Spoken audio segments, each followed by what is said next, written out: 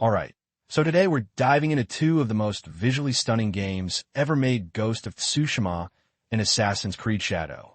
So, Ghost of Tsushima is like a work of art when it comes to how it looks and tells its story. It throws you right into the first Mongol invasion of Japan way back in 1274.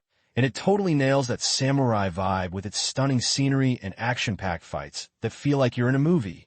Seriously, you'll just want to wander around its beautiful world, from those wide-open fields to the dense forests and peaceful little shrines. And get this cool thing.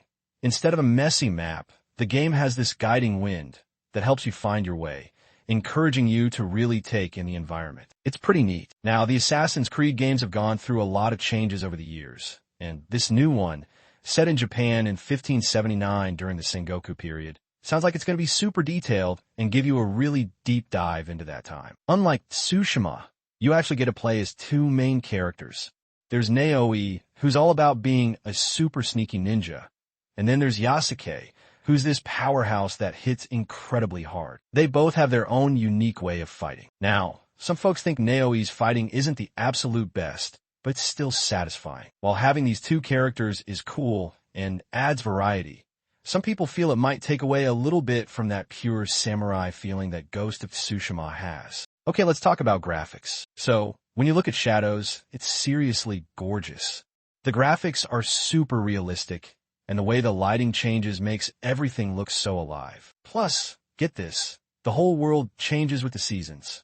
You'll see snow in winter, lush greenery in summer, all that good stuff. Also, the cities in Shadows are bustling with activity, like they're really showing off how vibrant and full of life mainland Japan is. It's a big difference compared to the more peaceful vibe you get on Tsushima's island. Now, when you're exploring Tsushima, it feels like the game really wants you to be present in the moment. There aren't a ton of distractions on the screen, and the story feels really focused, pulling you in. Shadows, on the other hand, give you a whole lot more to do and see.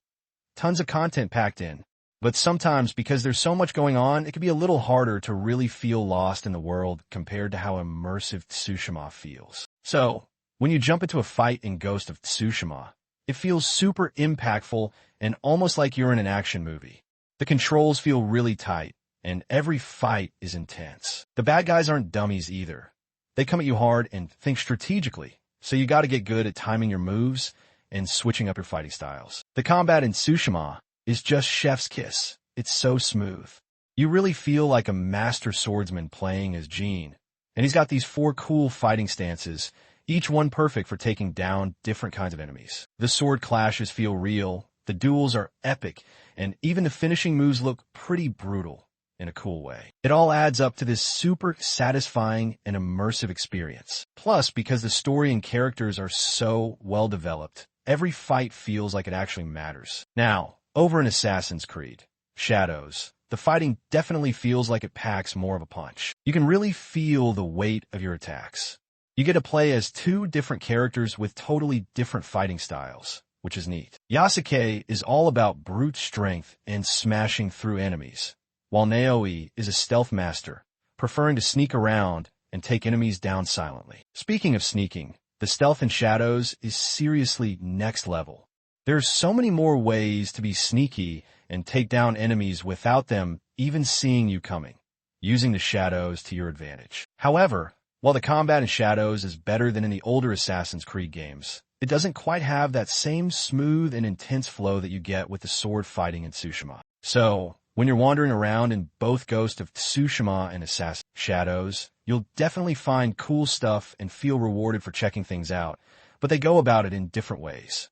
In Ghost of Tsushima, it's all about this really natural way of exploring. You'll stumble upon these little fox dens that lead you to cool rewards, find peaceful shrines tucked away in beautiful spots, and relax in hot springs that actually make your character stronger.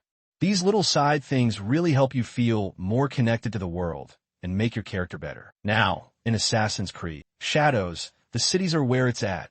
They're big and bustling with people, and there are tons of side missions where you get to be a sneaky assassin. While there's a lot to do, some of these side quests can start to feel a bit same-way after a while. The way the world is designed in Tsushima makes you feel really present and focused. There aren't a lot of extra things pulling your attention away, and the story flows really smoothly. Shadows, on the other hand, throws a ton of content and different things to do at you, which would be exciting.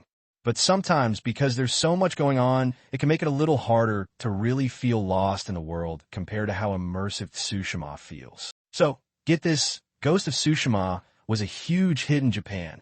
They even gave the game, which was made by a company in the West, a special award from the actual island of Tsushima. People really praised the game for how much care and respect it showed for their culture. That's pretty awesome, right?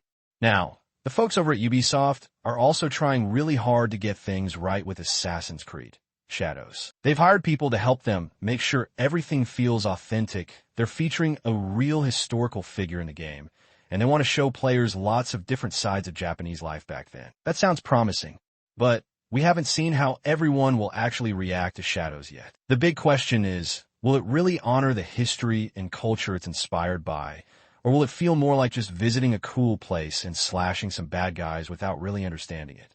We'll have to wait and see. Lastly, if you're looking for that ultimate samurai experience, something that feels like an epic movie with a really engaging story, super smooth combat, and a world that just sucks you in, then Ghost of Tsushima is probably right up your alley. Now, Assassin's Creed Shadows is doing its own cool thing.